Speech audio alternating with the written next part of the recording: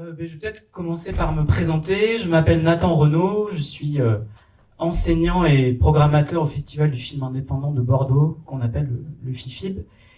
Et donc je suis là ce matin pour vous parler du film Carol, ou Carol, devrais-je dire, prononcer, un film de Todd Haynes. Ce que je vais faire, c'est parler pendant peut-être un peu moins d'une heure, aussi pour laisser la place aux questions et à l'échange. Et l'idée, c'est mon approche, elle va être essentiellement filmique.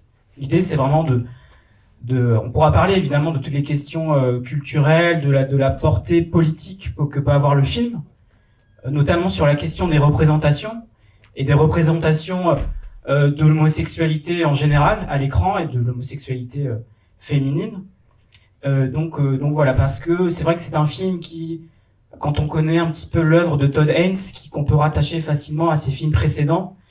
Et moi, ce que je vous proposerai dans la dernière partie de cette intervention, c'est de montrer comment aussi ce film il se rattache à un genre du cinéma hollywoodien qui est très identifié, qui est le mélodrame.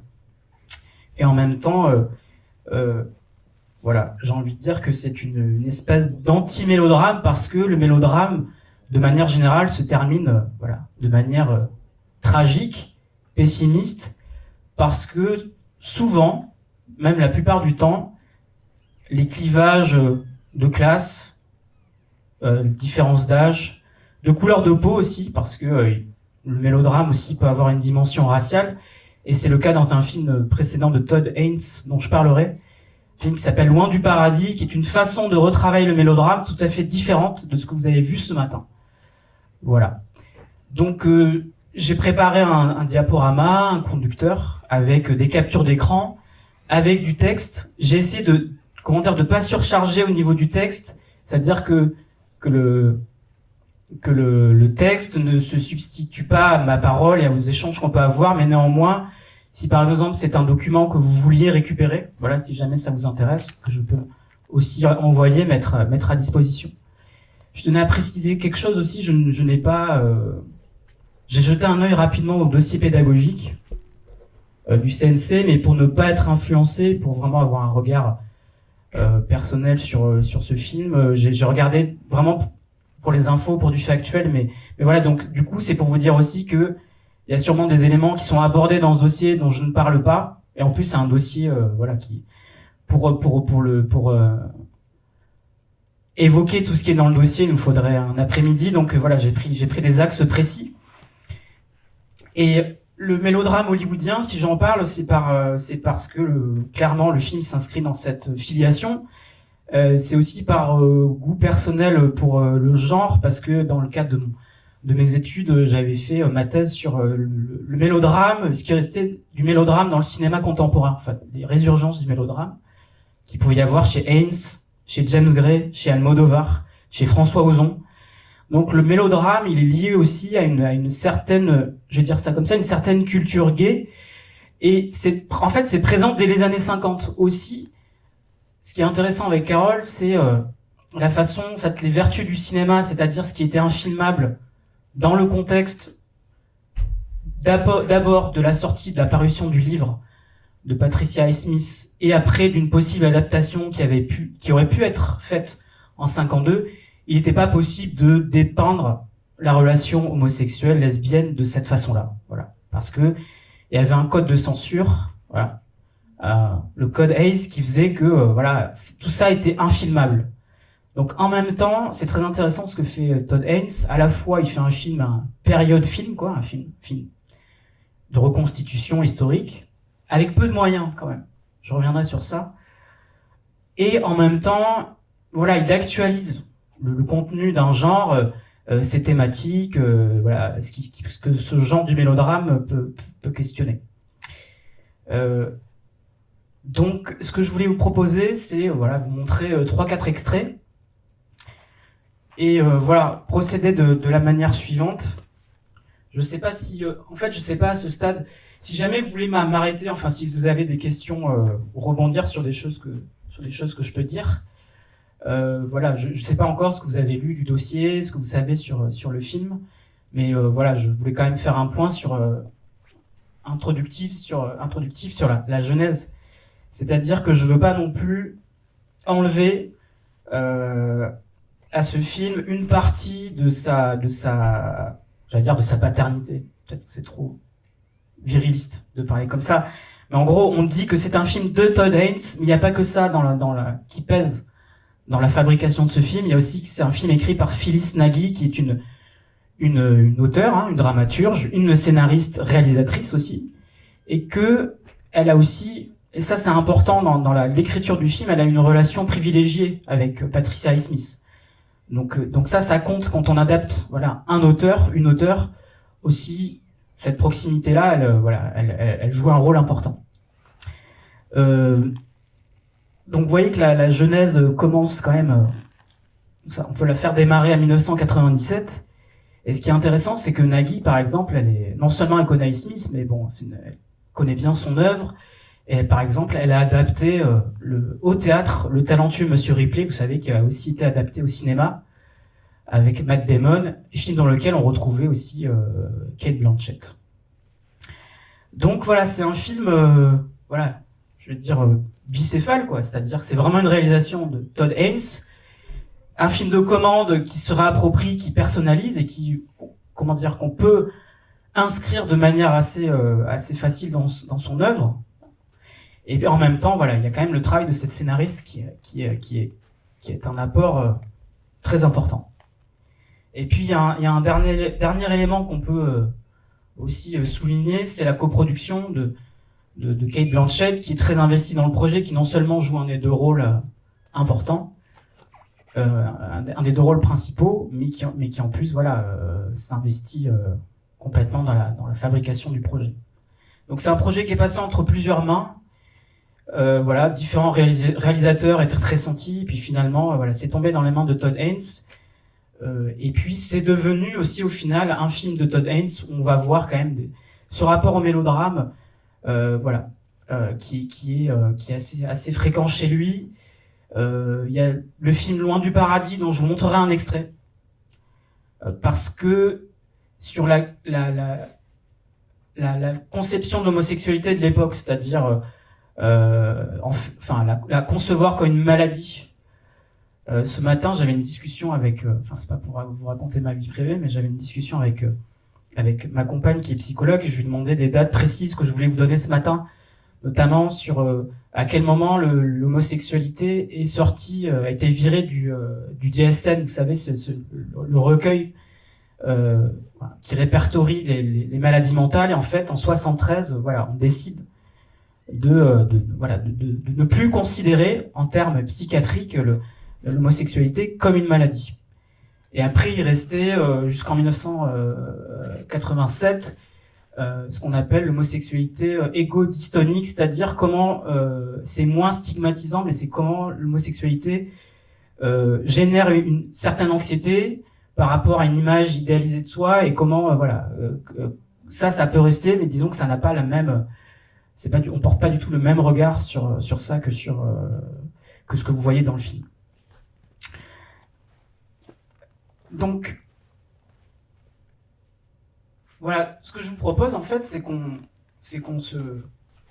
vous avez vu le film, hein, je sais que vous l'avez en tête comme ça, mais c'est toujours intéressant de revoir les films, et en même temps, ça peut paraître paradoxal la façon dont je vais le formuler, mais de se mettre à la place de quelqu'un, c'est-à-dire de retrouver votre place initiale avant que ne démarre la projection, de se mettre à la place de quelqu'un qui n'aurait pas vu le film, c'est-à-dire qu'est-ce qui montre dans cette séquence qu'il y a un lien intime entre Carole et Thérèse.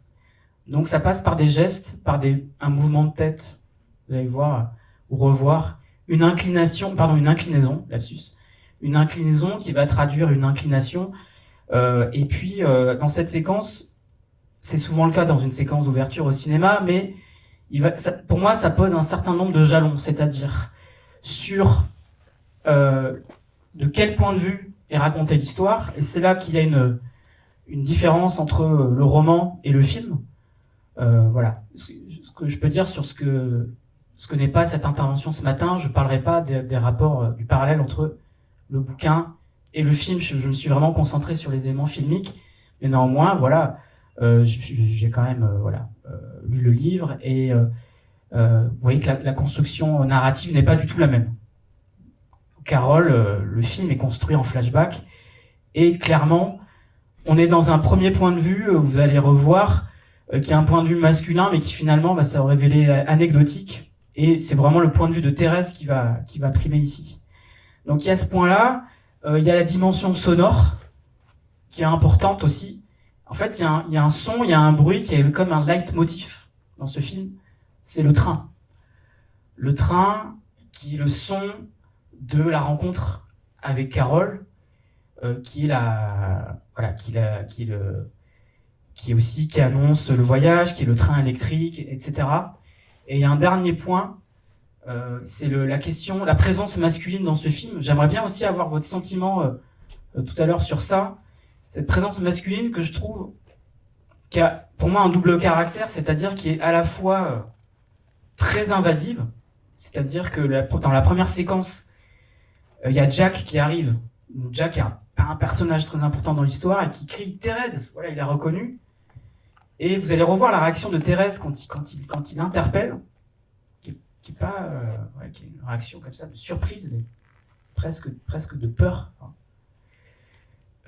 Et cette présence masculine, on va voir, elle est à la fois invasive et en même temps, elle est secondaire. Hein, c'est-à-dire que comme c'est une histoire d'amour entre deux femmes, les mecs, dans cette histoire, ils n'ont pas un grand rôle à jouer. Donc voilà, je vous propose de revoir les 5 premières minutes et après, donc, je m'arrêterai sur des... j'ai fait de la capture d'écran, j'expliquerai chaque fois pourquoi ces plans-là en particulier.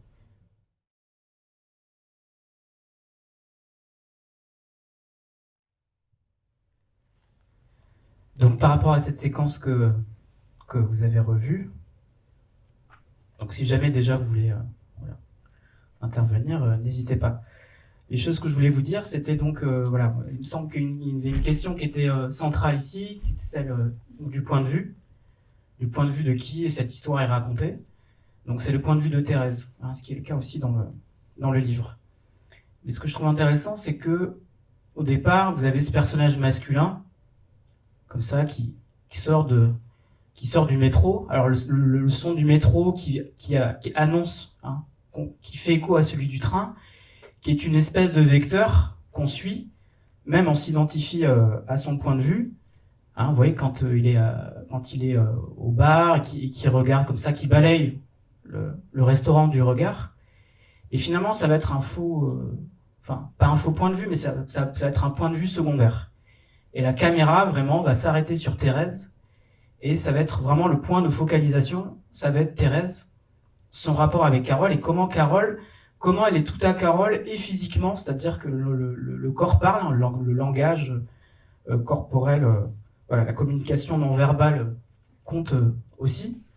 Voilà, c'est aussi la raison pour laquelle je voulais enlever mon masque, pour qu'on ait les expressions faciales quand on s'adresse à un auditoire, c'est important.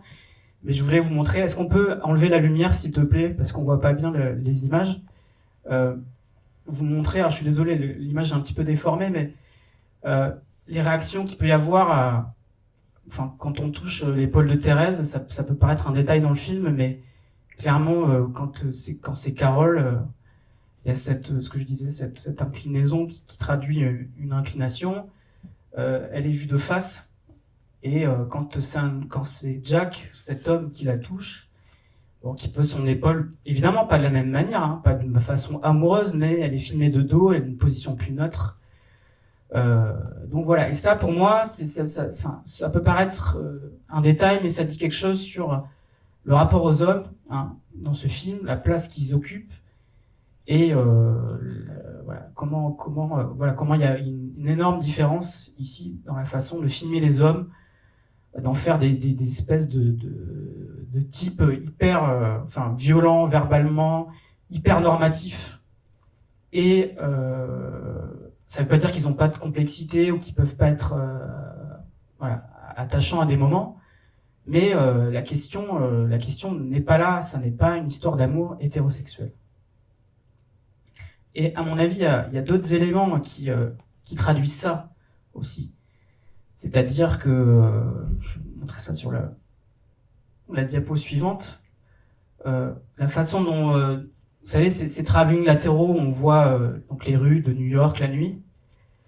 Le fait de voir un couple hétérosexuel, c'est pas rien, quoi. C'est-à-dire, c'est aussi une représentation de la société de l'époque et des standards de l'époque, voilà, selon lesquels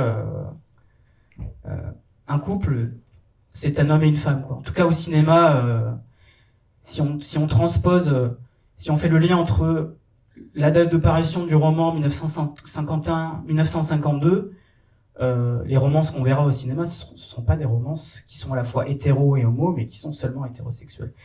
Donc ces travelling latéraux où on voit un homme et une femme, donc ça renvoie, ça renforce le caractère subjectif, comme ça, intérieur de la scène d'introduction, qui prend le pas petit à petit, hein, quand on arrive dans le resto et qu'on se focalise sur Thérèse.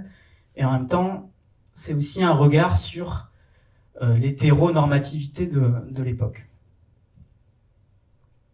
Et puis en termes filmiques, voilà, je disais que moi, c'est l'approche que je voulais adopter. Il y a quelque chose qui traduit aussi cette focalisation et cet isolement de Thérèse. Les autres personnages en fait qui sont hors champ, qui sont flous, le son de leur voix qui est étouffé, et vraiment c'est l'intériorité de Thérèse qui prime, puisqu'il y a des images mentales qui vont arriver, enfin des souvenirs, le souvenir de Carole. Je reviendrai sur l'apparition de Carole parce qu'elle a son importance. Avec, excusez-moi pour ce terme, jargonneux, mais avec la musique extradiégétique, c'est-à-dire c'est une musique dont la source n'est pas dans le film lui-même, mais qui est une musique, on appelle ça aussi une musique de fosse, c'est-à-dire une musique qui est composée pour le film. Voilà. Pourquoi j'ai mis en lien, je suis désolé que vous voyez pas bien, peut-être c'est un peu sombre, j'ai mis en lien ces deux images parce que c'est comme si aussi il y avait un traitement filmique entre les deux personnages féminins qui est assez similaire. Je reviendrai aussi sur les influences de ce type de lumière, ces images embuées, floutées, parce que c'est une influence qui est photographique. On y reviendra. Je crois que ça figure aussi dans le dossier pédagogique. Ce qui fait que c'est un film aussi qui est éminemment Carole, qui est aussi éminemment, j'allais dire pictural, mais photographique au sens aussi où c'est, je sais pas si c'est quelque chose qui vous a frappé, mais il y a vachement de grains, quoi, dans l'image. L'image, il y a beaucoup de grains parce que c'est tourné en super 16 mm, donc c'est une image qui est encore plus âpre, encore plus granuleuse que le 35 mm, et qui aurait pu être un format utilisé à l'époque, en tout cas qui donne beaucoup de réalisme au film, comme si on était propulsé, projeté dans les années 50, alors que le numérique aurait eu peut-être un caractère plus contemporain, hein, si on pense à Fincher par exemple, la façon dont il filme les années 70 dans Zodiac. Ok, c'est les années 70, mais c'est par le prisme du numérique, et du coup ça donne une contemporanéité très forte au film. Et c'est en ça que je disais qu'il peut y avoir des oppositions, des différences entre la façon dont Todd Haynes fait du mélodrame avec Loin du paradis, et ici, avec Loin du paradis, vous verrez tout à l'heure, vous l'avez sûrement vu, il est vachement dans le pastiche en fait, c'est-à-dire qu'il va comme ça essayer de se fondre, de reproduire l'esthétique du mélodrame, ce qu'on appelle le mélodrame flamboyant des années 50, avec des couleurs criardes, un style comme ça très expressif, voire expressionniste, avec comment la couleur en fait elle traduit aussi les passions des personnages. Là on a quelque chose de plus sec, et des couleurs presque ternes, hein, un étalonnage qui tire vers le vert, vers le verdâtre. Donc on n'a pas du tout la même esthétique que par rapport à ce qu'il a fait auparavant.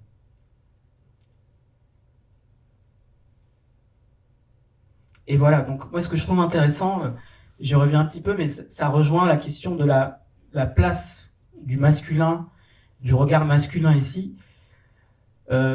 Donc Jack, c'est un guide, un vecteur qui est tout provisoire, quoi. C'est-à-dire que c'est lui c'est lui d'abord qui porte le regard, et puis finalement il va y avoir un glissement, un changement de point de vue qui va s'opérer, et puis sa place dans le film est anecdotique.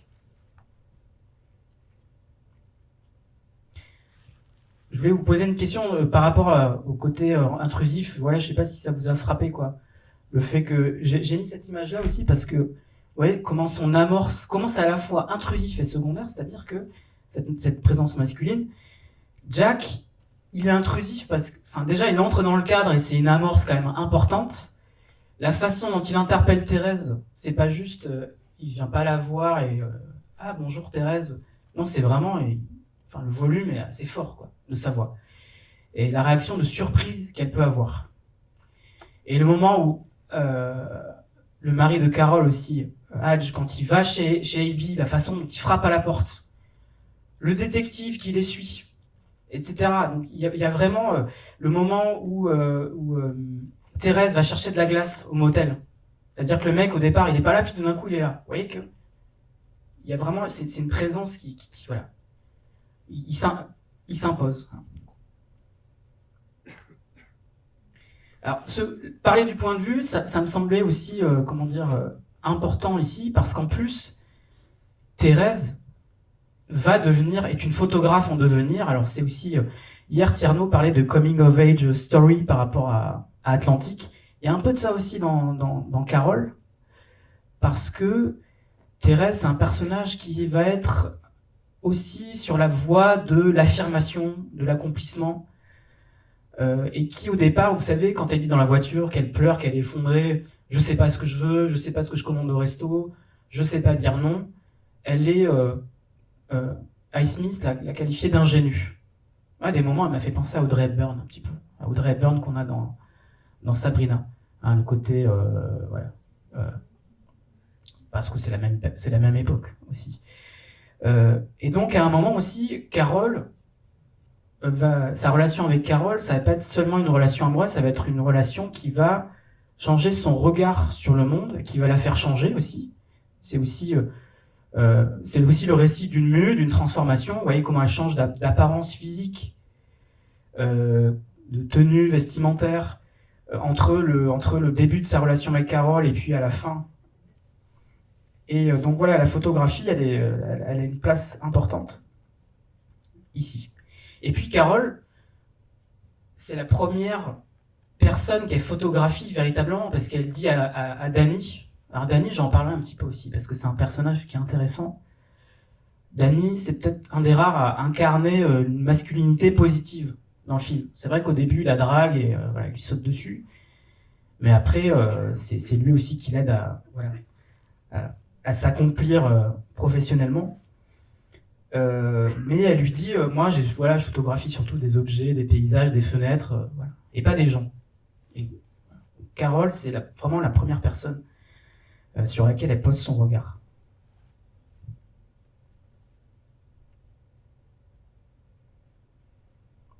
Et je sais pas si c'est une chose à laquelle vous avez été sensible. Moi, voilà, en revoyant le film, tout ça c'est un moment qui m'a marqué parce que j'ai le sentiment d'une symétrie, un effet de rime comme ça, c'est-à-dire c'est le moment où Carole, qui est dans une voiture, dans un véhicule et qui est filmé un petit peu de la même manière que Thérèse, revoit Thérèse, et Thérèse qui cette fois, vous voyez, c'est au début du film, c'est Thérèse qui visualise, qui voit Carole, et vers la fin du film, quand elles sont séparées, c'est Carole qui va la voir et qui va voir une Thérèse qui s'est transformée, qui s'est métamorphosée.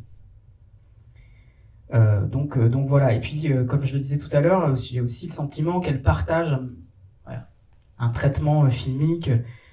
C'est donc cette image, cette image embuée comme ça, floutée, ces effets de lumière, qu'il y a de commun entre elles.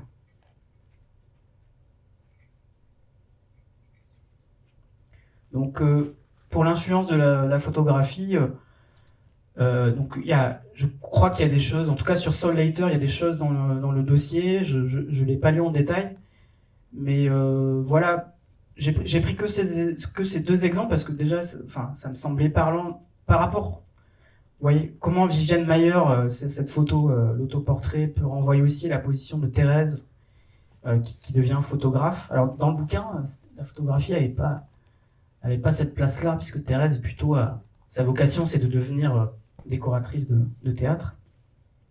Ce que je remarque, c'est que dans les références qui seront citées, c'est surtout la photographie féminine. Hein. En tout cas, je dis pas qu'il y a forcément des particularités, genrées de genre dans leur travail, mais en tout cas, dans les exemples, voilà, il y a seulement le seul exemple de mec photographe cité, c'est Saul Leiter.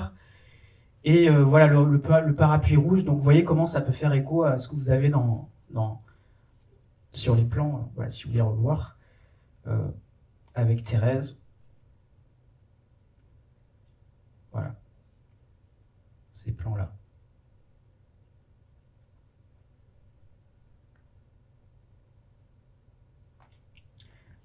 Et voilà, donc une déclaration de Leiter qui disait qu'il s'intéressait plus aux gouttes de pluie qu'aux personnes célèbres. Ça me fait penser d'ailleurs à une phrase de Sirk. Douglas Sirk, donc un grand nom du mélodrame hollywoodien, et qui disait que finalement, peut-être la puissance du cinéma résidait non pas dans les grands sujets, mais plutôt dans les choses mineures, quoi. Dans ce qu'on appelle en anglais le mundane, quoi, l'ordinaire, la quotidienneté. Ce qui disait qu'il y avait quelque chose d'écrasant dans la littérature, que pour lui, il y avait adapté Moby Dick. Alors on pourrait le contredire, hein, sûrement, peut-être que vous auriez des arguments à opposer à ça, mais adapter Moby Dick, peut-être que c'était en un sens le réduire, alors que parler d'une histoire d'amour entre une veuve quadragénaire et un jardinier qui a 20 ans de moins, c'était peut-être plus, voilà. Et peut-être le cinéma avait peut-être plus sa place à raconter ce genre d'histoire qui peut paraître comme ça mineure, qui en termes de dramaturgie n'est pas extraordinaire, qui n'a pas l'envergure d'un classique de la littérature. Douglas Sirk, il avait fait des entretiens avec un critique de cinéma qui s'appelle John Hallyday, qui ont été publiés au Cahier du cinéma, et ce sont des entretiens qui sont passionnants. De toute façon, je vais revenir sur Sirk, parce que il y a beaucoup de choses à dire sur ce cinéaste voilà, important, surtout dans les années 50. Alors là, j'en viens au deuxième axe qui m'intéresse, qui est celui du son. Voilà, qui est un petit jeu de mots. Je me suis amusé. Donc c'est pas en attendant le train, mais c'est en l'entendant, parce qu'on l'entend plusieurs fois. On l'entend dès l'introduction, hein, avant même qu'on voit la grille d'évacuation, d'aération. D'ailleurs, ce plan est très énigmatique pour moi. J'essaie de réfléchir à des interprétations et bon, voilà, on y reviendra tout à l'heure. Si vous avez des idées, je veux bien échanger avec vous sur ça. Donc le train, c'est pas quelque chose d'anecdotique dans ce film. Donc parce que c'est une espèce de leitmotiv. D'abord, le film commence avec le freinage du métro et donc comme ça les usagers qui sortent du métro. Et après, donc, on va avoir encore ce bruit métallique des rails quand Thérèse est dans la voiture et qu'elle se remémore la rencontre avec Carole. Ce qui est intéressant au niveau du son, ce qui est frappant, c'est que on a un son qui n'est pas du tout réaliste. C'est-à-dire que c'est une maquette, c'est une miniature, et le son qu'on devrait entendre du train, c'est un son, c'est un petit son, quoi. C'est pas un son massif comme ça d'un vrai train. Donc il y a un traitement qui est pas réaliste. Alors voilà, que je qualifie d'hyperbolique, c'est-à-dire que il y a une disproportion d'échelle, quoi. On a une miniature d'un côté, et de l'autre on a le son d'un train réel, et ça en termes de vraisemblance, ça matche pas. Et bon, voilà, c'est ce qui est intéressant. Et de toute façon, il y a un truc avec les échelles dans cette séquence de rencontre. La deuxième séquence que je voulais vous montrer d'ailleurs, mais j'aurais pas le temps parce que je préfère privilégier l'échange avec vous, c'était la séquence de la rencontre, qui est une espèce de séquence jumelle de l'introduction. Il y a un truc avec les échelles parce que justement ce côté comme ça bigger than life, quoi, enfin plus grand que nature, en tout cas pas réaliste. En fait, si vous voulez, l'enchaînement de plans où on voit les miniatures et Carole qui apparaît Carole, je sais pas si ça vous a fait ça, mais c'est comme si c'était une espèce de géante, quoi. En tout cas, ça met, je trouve, vachement en majesté son apparition. Et ça va dire aussi quelque chose sur le rapport entre ces deux femmes, parce qu'il y a quand même un rapport de fascination, du regard que Thérèse porte sur Carole. Ça dit aussi quelque chose, vous voyez, elles sont pas, quand Thérèse est confinée au comptoir, elles font pas la même taille, elles ont pas le même âge, il y a un rapport de classe aussi. Vous voyez qu'elles sont pas de la même classe sociale. C'est quelque chose qui, dans le film, n'est pas forcément problématique, comme dans un mélodrame classique où vous avez un type qui appartient à la classe, je sais pas, prolétaire, et puis une femme qui appartient à la upper class, où là, ce clash de classe va créer des problèmes et va faire que cette histoire d'amour ne fonctionnera pas. Il n'y a pas ça dans Carole, mais néanmoins, on voit que l'inscription quand même sociale des personnages, elle est tout à fait différente. Donc, Carole, elle apparaît comme ça, majestueuse, fascinante, dans un décor enneigé, qui est un décor de Noël. C'est là aussi où vous avez le double sens du mot Carol, parce que c'est à la fois un prénom, et c'est aussi un nom et un verbe. Carole, en fait, Carole, c'est difficile à traduire. Je sais qu'il y a des profs d'anglais dans cette salle. C'est les réjouissances autour de Noël, quoi. C'est-à-dire que Carole, ce sont des chants de Noël, mais c'est aussi l'idée, de chanter quelque chose avec joie. Enfin, c'est quelque chose qui est de l'ordre de la réjouissance.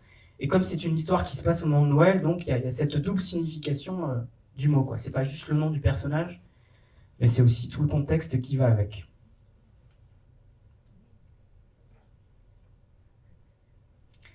Alors, ouais, pourquoi je dis que cette Amérique, elle est sur les rails? C'est pas seulement parce qu'il y a un train électrique, mais c'est parce qu'on est... cette miniature-là, ce train miniature, cette espèce de mécanique comme ça, hyper précise, répétitive, il y a quelque chose aussi, je trouve, qui pourrait être mis en parallèle, en fait, avec ce que c'est les années 50, c'est-à-dire, même si, par exemple, un historien américain comme David Halberstam, qui a écrit un bouquin sur les années 50, dit que la révolution, en fait, la révolution américaine, la révolution des mœurs, en fait, elle est déjà dans les années 50 avec James Dean, etc. C'est quand même une décennie du conformisme, quoi. Enfin, je veux dire, c'est une répartition quand même hyper tranchée, des rôles sexués, les femmes qui sont plutôt cantonnées à la sphère domestique, les hommes à la sphère professionnelle. Vous l'avez vu dans le film, où l'homosexualité est considérée comme une pathologie, donc on va consulter un psy pour guérir de son homosexualité. Et ça, vous avez une scène qui est assez drôle et pathétique en même temps, dans Loin du paradis, de Haynes, que c'est cette scène-là que je voudrais vous montrer. Voilà. Parce que le psychiatre dit au mari qui est joué par Dennis Quaid, qui en fait qui est gay, suivez le traitement et moi ce sera conversion hétéro 100% garantie, quoi. Voilà. Donc on est dans une décennie quand même stupide et brutale, et c'est ça que Sirk va dénoncer dans le cinéma qu'il fait dans les années 50, mais Minnelli c'est pareil, hein. Minnelli dans Tea and Sympathy, c'est l'histoire d'un garçon. Alors après ça a été vu à travers, il y a une lecture gay du film, mais c'est juste un garçon qui veut faire de la musique et qui est sensible, quoi. Alors à un moment, vous avez une scène où il y a un de ses potes qui est plus viril que lui, et il lui dit mais ça va pas du tout, comment tu marches, tu devrais marcher comme ça et tout. Enfin voilà, il y a vraiment dans les années 50 déjà en fait des questionnements qui vont peut-être être traités de manière plus frontale aujourd'hui, mais qui montrent bien que ces années 50 elles sont extrêmement violentes. Et le dernier film de Sirk par rapport à ça est une espèce de somme de synthèse et de chef-d'œuvre. Ça s'appelle Mirage de la vie. Et ça va être à la fois sur des rapports de classe, de race, avec, on va suivre deux mères, une mère blanche et une mère noire, qui est la servante de la mère blanche. Et c'est un film qui va parler d'une Amérique raciste et ultra conformiste. Alors, autre parallèle que je propose ici, mais qui est sûrement proposé aussi dans le dossier, parce que ça me semble frappant. Vous voyez, c'est la coiffure entre Thérèse et la femme miniature qui est à côté d'un type. Donc ces images-là, je les mets en rapport parce qu'en fait, cette miniature-là et cette mécanique bien réglée d'un quotidien, voilà, c'est plutôt une Amérique, là, on est plutôt dans une Amérique provinciale, hein, plutôt une Amérique, en tout cas c'est pas New York, c'est plutôt la banlieue. Ça semble représenter en fait tout ce à quoi Thérèse tourne le dos, c'est-à-dire une relation avec un homme.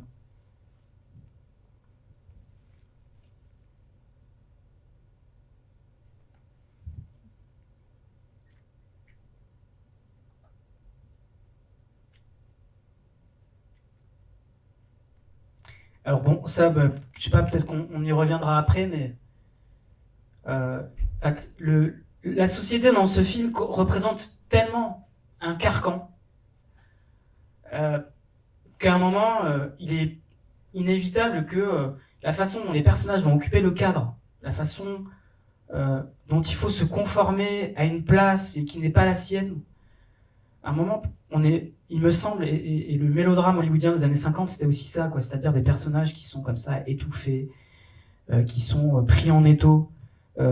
Voilà, cette grille d'évacuation, je me questionne encore, je vais pas m'étendre là-dessus, mais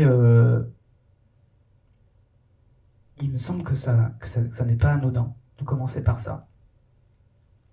Donc voilà, et puis vous avez vu Carole, à un moment, elle essaie de se mettre à une place contrainte, forcée. C'est-à-dire qu'il y a clairement une forme de coercition, quoi. C'est on m'a surprise avec une femme dans cette idylle homosexuelle, lesbienne. On me fout la pression, alors je vais retourner à ma place de mère de famille, d'épouse, mais cette place, elle est étouffante, elle est suffocante. Donc, même si le mari ici, dans cette image, il est complètement hors champ, il y a quand même, il est quand même présent. C'est même pas elle qui se sert, c'est lui qui la sert. Et vous avez vu que le personnage de la belle-mère, hein, avec ses sourires hypocrites, la façon condescendante, méprisante, jugeante, judgmental, diraient les Américains, les anglophones, dont elle regarde Carole. Hein, vous savez, la scène de la soirée où elle danse avec Hadj, la façon dont elle regarde Carole, voilà. Carole, cette invertie, hein, elle aurait peut-être dit. En tout cas, Carole n'est clairement pas à sa place. Donc, je fais souvent le parallèle avec ces deux films-là, depuis tout à l'heure. Carole est loin du paradis, parce qu'il va y avoir il y a un rapport, c'est-à-dire que dans Loin du paradis, c'est le mari qui ne va pas être à sa place. De se conformer à des codes de masculinité, de virilité dans les années 50, donc ça comprend l'hétérosexualité. Donc il va retourner à la maison, qui va essayer de guérir son homosexualité, évidemment. Voilà. La question n'est pas là, parce que ce n'est pas une pathologie. Et Carole, connaît la même trajectoire.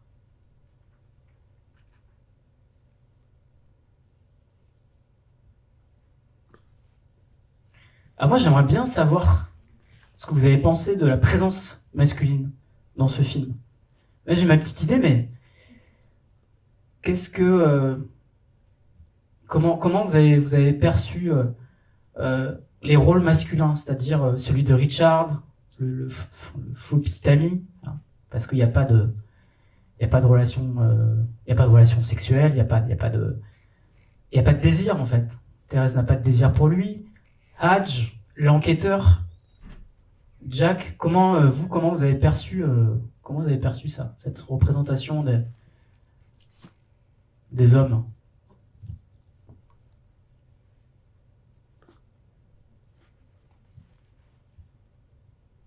Non, vous n'avez pas de... Moi, je trouvais que c'était la limite de la violence. Je m'attendais à un moment donné à ce que le mari la frappe, voire le petit ami la frappe aussi. J'ai été surprise presque qu'il se soit retenu. Moi, je pensais que ça allait aller jusque-là, jusqu'à la violence. Ouais. C'est violent, et peut-être que ça aurait été excessif d'aller jusqu'à la violence physique, même si ça aurait été réaliste. est vraisemblable, je veux dire, en termes de contexte, etc.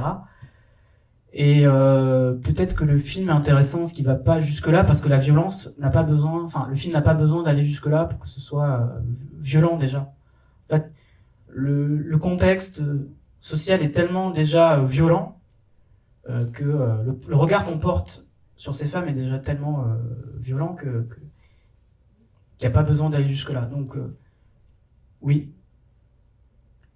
Et ah ouais, j'ai mis cette image parce que c'est une des images des photos qui est revenue souvent du film au moment de la promo, quoi, qu'on trouvait dans les articles ou dans la presse, quoi, en illustration d'articles. Le regard de Carole qui est ailleurs, quoi, qui est vers le hors-champ, qui est pas à son mari.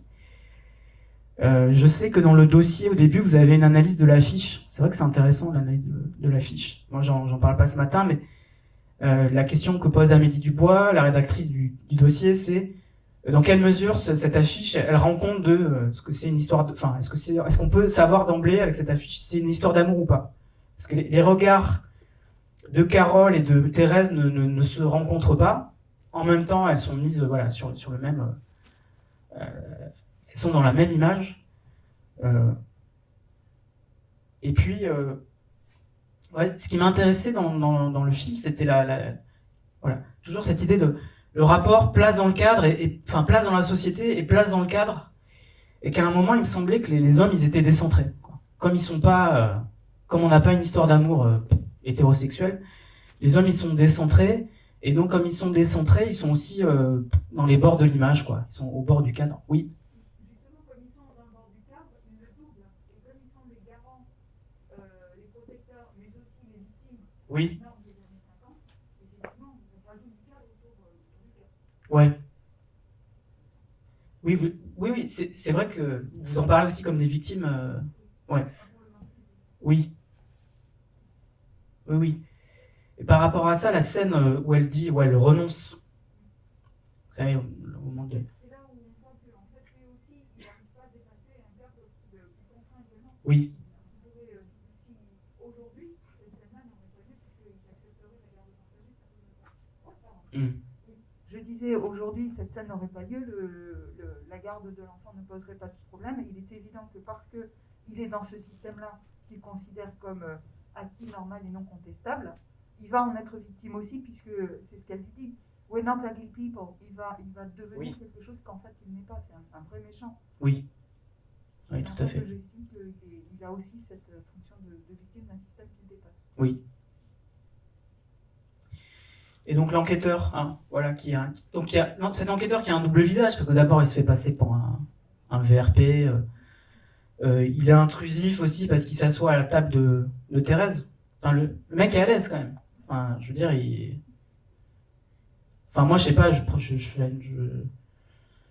j'imagine vous aussi, quoi. Vous êtes à l'hôtel, vous allez prendre le petit déjeuner dans la salle commune, avant de vous asseoir à la table de quelqu'un. Peut-être que vous allez demander. Et donc, voilà. Donc, et déjà, il est déjà intrusif, je le disais tout à l'heure, vous l'avez remarqué, quand il se propose de filer un coup de main à Thérèse. Voilà, son apparition, elle est vraiment soudaine. Et en fait, il est carrément invasif, puisque c'est lui qui va suivre Carole et apporter la preuve de son non seulement de son, bon, quoique ils sont en instant de divorce, mais son infidélité, mais en plus de ses problèmes de moralité, entre guillemets. Bon, et puis, il y a Richard, quoi. Le pauvre, hein, est conduit, enfin, voilà. Thérèse, ça la branche pas, hein, de construire quelque chose avec Richard, le voyage en Europe, fiche. Mais c'est là où le film est habile quand même et intelligent, hein, c'est que ouais, les mecs sont violents, mais je trouve qu'ils sont pas non plus condamnés. C'est-à-dire qu'il y a quand même ce plan, même si on l'entend pas, on le voit pas, le plan où il lui remet ses photos. Enfin, bon, quand même, la relation reste, elle est distante. Mais c'est pas un salaud non plus. Alors, c'est pas un salaud, mais il dit un truc, et je voulais m'arrêter sur ça. On n'entend jamais dans ce film le mot homosexual, lesbian, gay. Alors gay, c'est aussi, si on ne l'entend pas, c'est aussi qu'il y a une raison historique. C'est-à-dire que le mot gay, qui existait avant les émeutes de Stonewall, hein, c'est-à-dire quand il y a vraiment un mouvement conscient de désir comme ça, de se libérer d'un carcan, un mouvement de conscientisation, de libération, voilà, 1969, où on va revendiquer aussi l'insulte, c'est-à-dire que l'insulte, on va l'accepter, la revendiquer pour renverser le stigmate. Donc, surtout avec le mot queer. Mais avec le mot nègre aussi dans l'Amérique noire, ça fonctionne. C'est-à-dire qu'à un moment, il y a une réappropriation de l'insulte et du stigmate et une façon de le renverser. Ce qui est frappant avec Carole, c'est que c'est un mot qu'on n'entend jamais, quoi. Voilà, on n'entend pas ces mots-là. Alors, moi je me disais, il y a de mauvaises raisons pour lesquelles on les entend pas. Parce que peut-être qu'on entendrait faggot, peut-être qu'on entendrait queer, peut-être qu'on entendrait des mots dégradants, insultants. On les entend pas. Mais tout de même, on entend people like that. Donc, les gens comme ça. Mais qu'est-ce que ça veut dire, les gens comme ça, hein? Les gens comme ça désigne la subjectivité homosexuelle comme une altérité. Hein. C'est-à-dire ces gens-là. Enfin voilà. Vous voyez, quand on dit ces gens-là, généralement, quand on construit une phrase en utilisant ces mots-là, ça va jamais être sympa. Voilà. Donc, je sais qu'il y a des gens comme ça. Je connais personne du genre. Donc, les mauvaises raisons, voilà. Et puis, il y en a des bonnes, c'est-à-dire que j'ai aussi le sentiment que cette histoire, oui, c'est une romance lesbienne, mais qu'elle se résume pas non plus à une question d'orientation sexuelle, et que les héroïnes, non seulement elles sont pas dans des stéréotypes, voilà, c'est pas la camionneuse, quoi, c'est pas ce qu'on appelle la butch, ce sont des femmes qui sont en termes de rapport à la beauté, je veux dire, à traiter, je vais mettre féminine, entre guillemets, voilà, qui sont pas dans des stéréotypes en termes de représentation, et qui sont pas non plus les porte-paroles voilà, d'une condition qui dénonce pas quelque chose, et qui revendique pas une appartenance comme ça à une minorité, à un groupe. Enfin, il n'y a pas de choses conscientes, quoi. C'est juste, voilà, comme elle dit, Thérèse, c'est juste une histoire d'amour entre deux femmes. Donc, et c'est, en revanche, hein, c'est pas parce que ces mots-là ne sont pas prononcés que le film n'a rien à dire aussi. Je veux dire, n'a pas une portée critique et politique. Mais je sais que Haynes et Nagy, ils avaient déclaré qu'ils ne voulaient pas faire un film en disant, vous avez vu les progrès qu'on a fait depuis les années 50. Ils voulaient pas faire un film qui soit ultra progressiste comme ça, de manière, enfin, dans l'après-coup, quoi. Voilà. Que juste, voilà, dépeindre cette relation homosexuelle, mais sans non plus forcer le trait sur un engagement, une conscientisation des personnages. Et d'ailleurs, alors, hier, c'était l'anniversaire d'un cinéaste américain indépendant, qui est de plus en plus, aimé d'une certaine génération, qui s'appelle John Sayles. Et John Sayles a fait un film magnifique, alors je comptais vous en parler en conclusion, mais j'en parle là, sur une femme qui va connaître un petit peu, je trouve, une trajectoire similaire à celle de Thérèse, sur une femme qui vit d'abord dans une relation hétérosexuelle avec un homme plus âgé, qui était son prof, et qui va découvrir en fait qu'elle est lesbienne, qu'elle préfère les femmes. Le film s'appelle Liana, c'est sorti au début des années 80, c'est un film absolument superbe. Ça s'écrit L-I-A-2-N-A. Si vous avez l'occasion de le voir, j'espère que c'est un film qui se ressortira dans les salles, qui sera restauré, etc. Et l'œuvre de Sayles, voilà, de manière générale, est une œuvre magnifique. Je referme la parenthèse, je sais qu'il y a des amateurs de Sayles dans cette salle. Donc, ce que je trouve intéressant avec ce film, c'est le refus de s'expliquer, d'expliquer les choses. Les choses, elles sont, les choses sont ce qu'elles sont. Voilà, c'est pas comment il y a pu y avoir à une époque, vous savez, à la télévision française au début des années 70, il y avait une émission, ça s'appelait, le thème, c'était l'homosexualité, ce douloureux problème. Voilà, on n'est pas, évidemment, on n'est pas dans cette approche-là. Et le fait que l'issue soit heureuse, le dénouement de Carole soit heureuse, c'est-à-dire que c'est pas, vous allez me dire, c'est pas un pur happy end, néanmoins, il y a la place pour, on se dit, après tout, ces deux nanas, ces deux femmes, elles peuvent avoir un avenir ensemble. Et c'est la raison pour laquelle Alice Smith, quand elle a publié le bouquin, elle a reçu plein de lettres.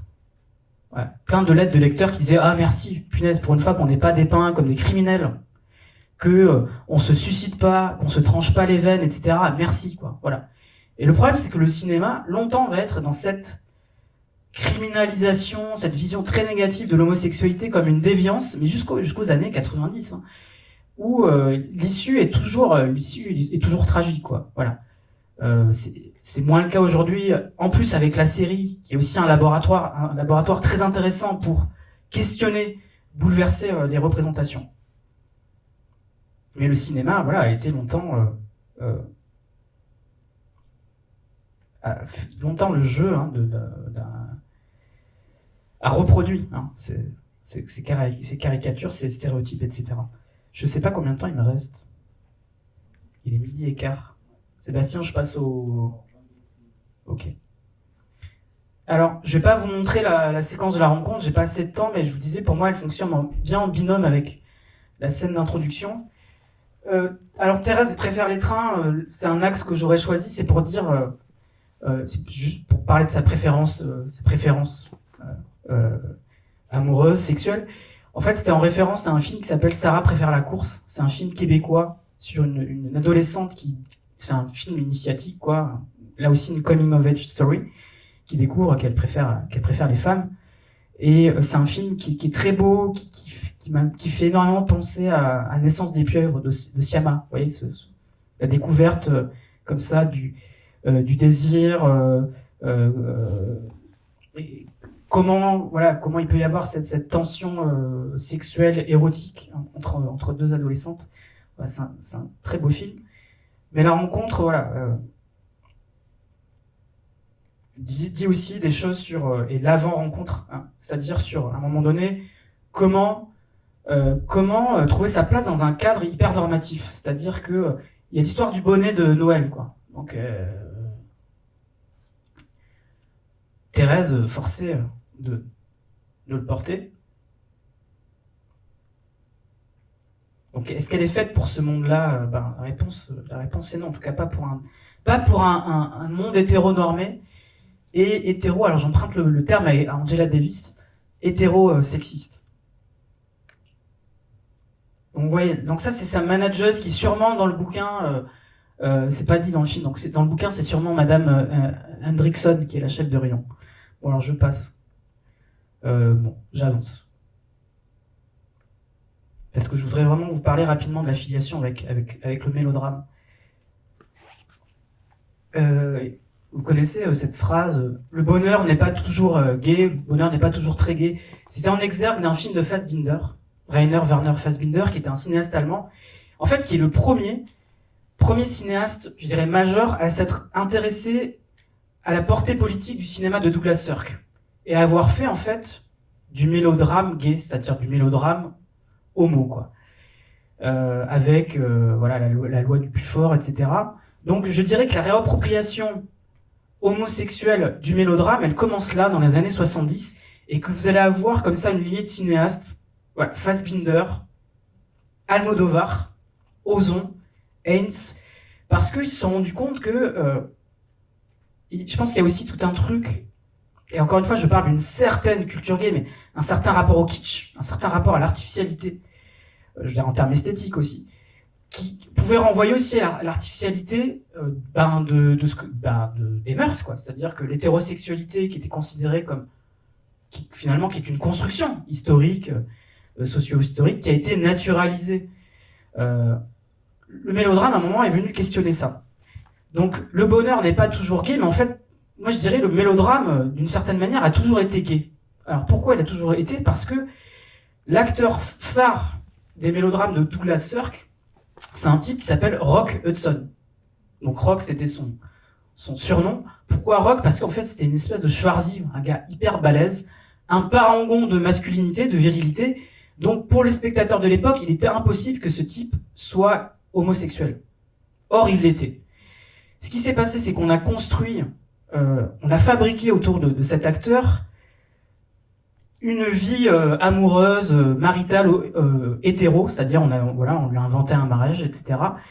Et son homosexualité n'a été révélée que très tard. Il est mort du sida et c'est avant de mourir qu'il a parlé de tout ça. Et ce qui est très intéressant en fait, c'est la façon dont le mélodrame hollywoodien, de manière cryptée comme ça, a évoqué l'homosexualité de Rock Hudson. Alors, ces approches genrées du mélodrame, la question des identités, rapports de sexe, c'est-à-dire les rapports hommes-femmes, mais aussi la question du possible, de la dimension, on va dire, crypto-homosexuelle qu'il peut y avoir dans ce genre, est abordée dans un bouquin. Je voulais vous l'amener, mais en même temps, comme il y a le Covid, je voulais pas faire passer des documents comme ça d'une main à l'autre. Il y a un bouquin qui est très intéressant par rapport à ça, qui s'appelle All That Hollywood Allows, en fait, qui reprend le titre d'un film de Sirk avec Rock Hudson, donc Tout ce que le ciel permet. Alors le ciel dans le mélodrame, c'est une façon de parler du destin. Hier, Tierno, il parlait de l'Oedipe roi de Sophocle à propos d'Atlantique, mais en fait, le mélodrame va avoir, et je pense que ça entre aussi en résonance avec le film que vous avez vu ce matin, d'envisager le destin. En fait, le destin, c'est plus les dieux, quoi, de la tragédie, c'est plus cette espèce d'entité comme ça, céleste.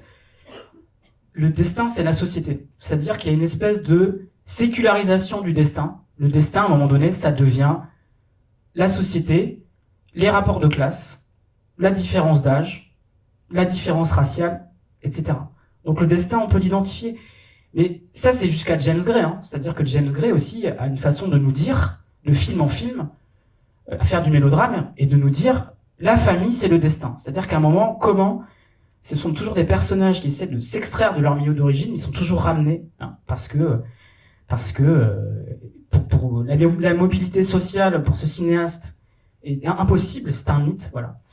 Et il souscrit pas à une vision qu'on a pu trouver dans la littérature, au cinéma, etc. C'est un film qui ferait rire aujourd'hui, Tout ce que le ciel permet. Pourquoi ? Parce que c'est l'histoire donc d'une femme qui a 2 enfants, qui a 40 ans, et qui tombe amoureuse de son jardinier qui a 20 ans de moins. Aujourd'hui, on en aurait vraiment rien à foutre. Je veux dire, clairement, quoi. Mais en 1955, ça pose problème. Et donc, ça pose problème parce que on est dans ce contexte.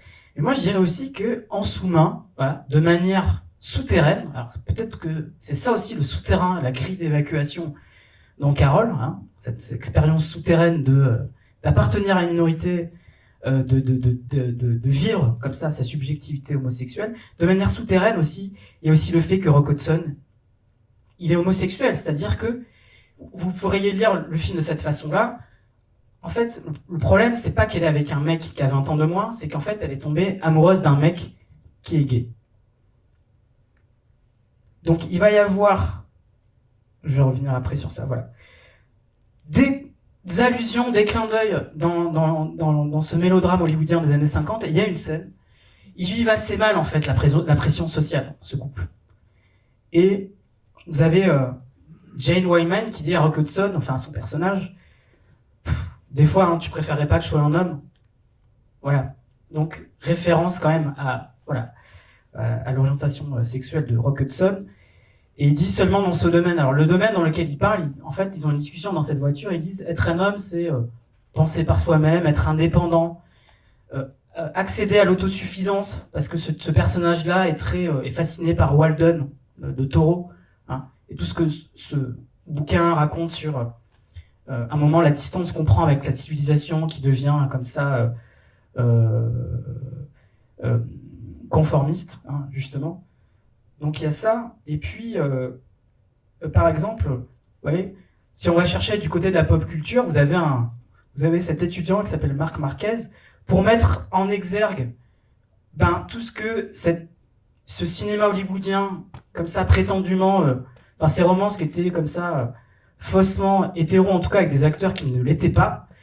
Donc vous voyez, c'est l'affiche du film, et lui, au lieu il a enlevé le visage de Jane Wyman, il a mis Bruce Campbell.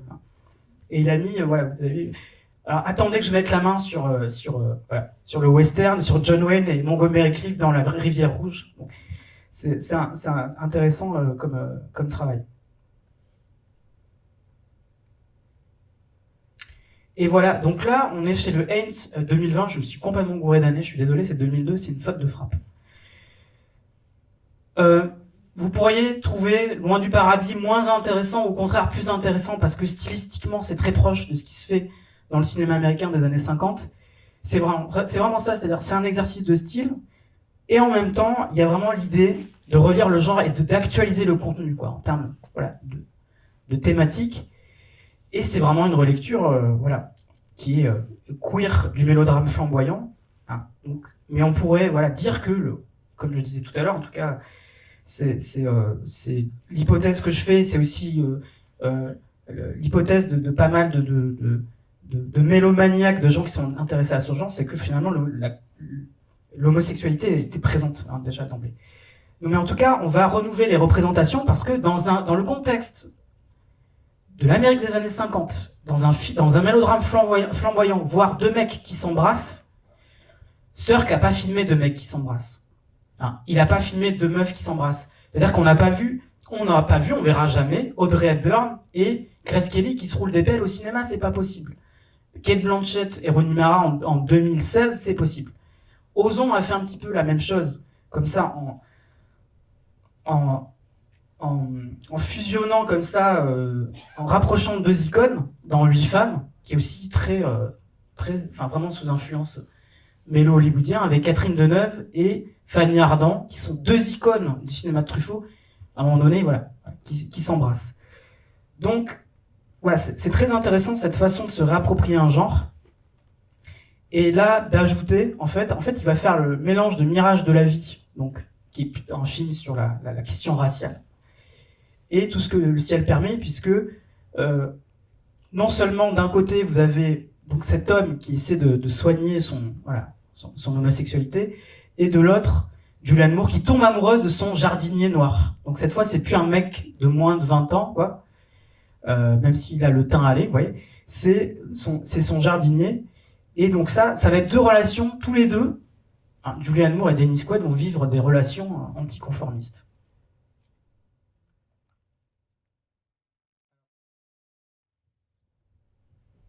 Est-ce qu'on peut éteindre la scène, s'il te plaît? Voilà. Je vous ai mis un passage de l'avant-propos de Carole. Hein. On parle de ces lieux clandestins. La dernière chose que je peux dire par rapport à ça, des lieux de sociabilité gays ou lesbiennes. Dans Carole, ils n'existent pas, mais c'est vrai qu'il y a ce plan quand même qui me semble important et qui pose aussi la question de la représentation. Vous avez un travail, et après je m'arrêterai sur ça, vous avez un travail qui fait autorité sur l'homosexualité dans les films, et du coup peut-être que ça demanderait à être actualisé, puisque quand même le film et le bouquin datent d'il y a un moment. Donc c'est The Celluloid Closet, c'est-à-dire c'est le placard en celluloïd, donc vous savez que le celluloïd c'est la matière de la pellicule, où on va interroger en fait les représentations du cinéma muet jusqu'aux années 90 et comment elles ont évolué. Et donc au départ, voilà, on a un cinéma où il y a des stéréotypes, de la caricature, ou alors où l'homosexualité va être prétexte à farce, quoi. Enfin, c'est-à-dire on va rire au détriment des personnages gays et lesbiens. Et donc tout ça va évoluer au fur et à mesure, mais ce qui est intéressant dans ce film, c'est que c'est la lecture. C'est-à-dire, d'un côté, il y a la représentation, mais de l'autre, la lecture. C'est-à-dire comment les spectateurs homosexuels pouvaient, eux, s'approprier les films. Comment la difficulté de ne pas se trouver dans les films, de ne pas être représenté ou d'être mal représenté. Ce qui fait qu'il va y avoir aussi des conflits internes. Certains vont dire, moi je préfère des représentations maladroites, qui sont à notre détriment parce qu'on se moque de nous, plutôt que pas de représentation. Parce que l'invisibilité, c'est pire que de ne pas être représenté. Donc je vais vous montrer un extrait de ce film, et je pense qu'on va manquer de temps. C'est un extrait qui parlait justement de Rock Hudson. Mais voilà. je vais m'arrêter là. Si vous voulez poser des questions.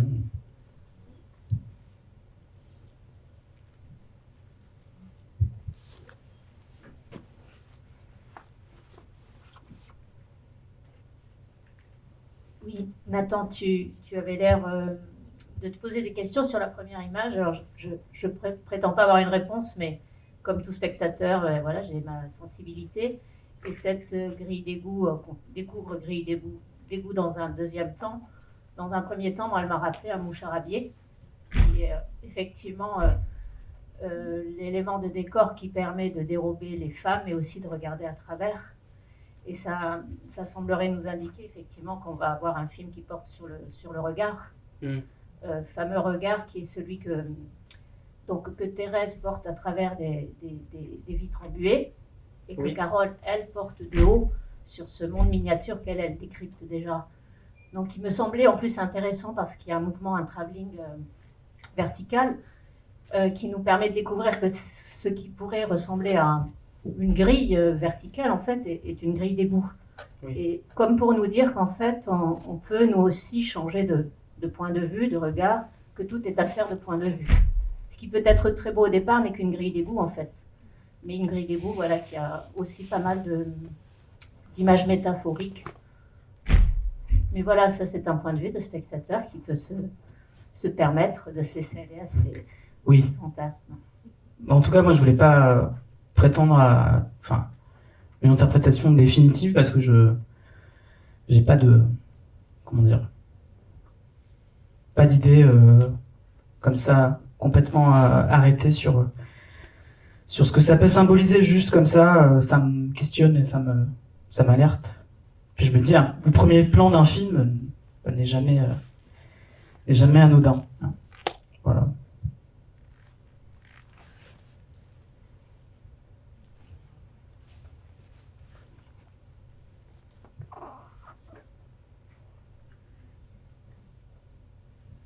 Merci beaucoup pour cette conférence, cette intervention.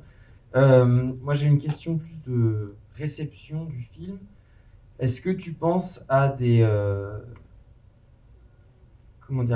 œuvres plus récentes, même si évidemment tu as cité des réalisateurs très contemporains, mais qui pourraient parler au public lycéen, auquel ils pourraient se raccrocher et qui pourraient être une porte d'entrée pour travailler le mélodrame, par exemple, des choses qui je suis pas sûr qu'ils aillent voir de leur eux-mêmes, Carole, ou alors les films d'Ozon ou de Almodovar. Ouais. C'est une bonne question. Un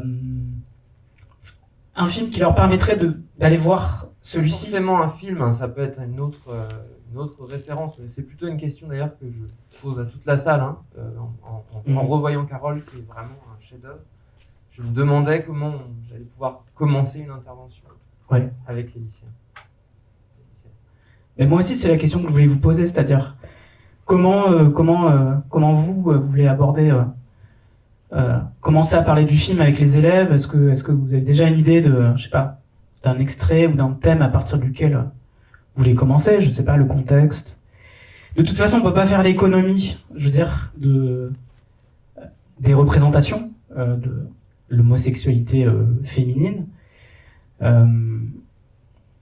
Là, c'est vrai que j'ai pas d'idée récente en tête, d'œuvres récentes. Tu parlais de séries, justement, on en parlait à table avec un groupe de collègues hier. Oui. Et je pense que montrer la différence qu'il y a entre la représentation de l'homosexualité aujourd'hui et celle qui est en place dans Carole par rapport aux années 50, même si le film est beaucoup plus récent. Il y a la série Sex Education, où les couples homosexuels sont femmes en plan complètement ouvert.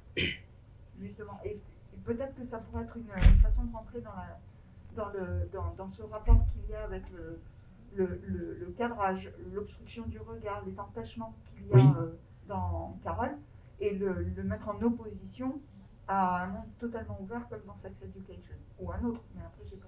Ouais, c'est vrai, c'est intéressant. passer par... Oui, en plus, la série, tout à l'heure, j'en parlais comme dans un laboratoire, je sais pas si le mot est juste, c'est qui me semble... À un moment, il y a eu un basculement, c'est-à-dire que la série, surtout avec le nouvel âge d'or, il me semble qu'elle devenait plus audacieuse en termes de narration, de construction de récits et puis de représentation, parce que là c'est plutôt l'homosexualité masculine, mais Six Feet Under par exemple, série HBO qui démarre en 2001, qui suit ensuite une famille de croque-morts qui s'appelle les Fisher, plus 2001, c'est vraiment l'Amérique endeuillée en septembre, et vous avez un couple gay qui est pas du tout une caricature, c'est David Fisher, en plus qui est plein de complexité, de contraste, parce que David est le gérant de la société de cette maison funéraire. Il est gay, mais il est aussi croyant. Donc à un moment, on peut être étonné de ce que un personnage homosexuel dans ce contexte-là puisse croire en une transcendance en Dieu, alors que la religion, le christianisme, aura eu quand même, enfin je veux dire, à cet endroit-là des expériences humaines, etc., la sexualité, pas un regard tout à fait progressiste. Et puis il est amoureux il est en couple avec un flic noir, et à un moment donné, dans la série, il va se poser la question non seulement de l'avenir de leur couple, mais de la possibilité qu'ils adoptent des enfants. Et en plus, par-dessus ça, je dis par-dessus comme si c'était un cumul de transgressions, bref. Et il se pose la question de l'adoption, mais d'une adoption transraciale, parce que donc, lui est blanc, enfin tous les deux, lui est blanc, l'autre est noir, et ils veulent adopter une fratrie, 2 enfants afro-américains. Donc on va être dans ce questionnement de l'adoption transraciale, que Alan Ball, le créateur de la série d'ailleurs, va re-questionner avec une série qui s'appelle Here and Now. Donc c'est vrai que la série, elle est... mais aussi sur la façon dont filmer la sexualité, hein. Je veux dire, on parlait de Mindhunter hier, mais la façon dont... ces scènes de sexe, quoi, dans la série aujourd'hui, enfin, il n'y a plus de tabou, quoi. Donc ouais, moi je trouve que c'est une bonne entrée, peut-être, pour... ça leur parle peut-être plus, je sais pas, c'est très difficile de savoir, où se situe le désir, les appétences, les références des élèves aujourd'hui. Donc c'est assez mystérieux, je sais qu'ils regardent la série, mais d'autres n'en regardent absolument pas. Leur cinéphilie, je sais pas. Mais moi, je prendrais la même direction que vous, ouais, je pense. Oui. Et par rapport au film à sortir, il y a évidemment, peut-être qu'il y a des choses à faire autour du portrait d'une jeune fille en feu que certaines et certains connaissent ou alors ont vu dans le cadre scolaire. Et un film à sortir qui traite de l'homosexualité bien avant les années 50 et que vous présentez au FIFIP, c'est Ammonite. Enfin, vous le présentiez, je sais plus. Enfin bref, est-ce que ça aussi, ça peut être une porte d'entrée Est-ce que pour toi, il faut faire des parallèles avec une représentation et plutôt la société, les tolérances de la société vis-à-vis de l'homosexualité au 19e? Je pense qu'il faut... ouais. En tout cas, je pense qu'il faut créer un chaud-froid, quoi. C'est-à-dire... parce que pour prendre conscience de l'évolution des représentations, à un moment, il faut aussi montrer, passer par le pire, quoi. Par le pire de... Et c'est ce qu'il y a au début de Celluloid Closet. C'est-à-dire que les personnages masculins homosexuels, c'est des folles, quoi. C'est des décorateurs, ils ont plutôt une sensibilité artistique. Ils manquent de complexité, de contraste, ils sont comme ça hyper monolithiques. Ils sont caricaturaux, donc je me dis peut-être pour conscientiser, peut-être que le mot est un peu fort, mais en tout cas pour sensibiliser, j'ai vraiment l'impression qu'il faut créer ce vis-à-vis entre le pire et le meilleur, entre guillemets, parce que le meilleur, est-ce que dans 20 ans, comment les représentations auront évolué pour montrer ce qui ne doit plus aussi se faire et ce qui ne doit plus avoir lieu. Mais moi, je me rends compte, après, je sais pas comment vous l'avez vécu en tant qu'enseignant, mais en tant qu'enseignant et journaliste, enfin plutôt en tant que journaliste, moi je travaille beaucoup sur les dynamiques raciales et sur les représentations de l'expérience afro-américaine, surtout dans la pop culture. Et quand j'essaie de parler des dynamiques raciales aux élèves, il y a un vrai problème, c'est-à-dire que la plupart sont blancs et se sentent de suite mis sur le banc des accusés. Et je pense que toute question, où la minorité, au cœur du sujet, c'est toujours compliqué, quoi. Parce que vous allez avoir des élèves que ça ne va pas intéresser.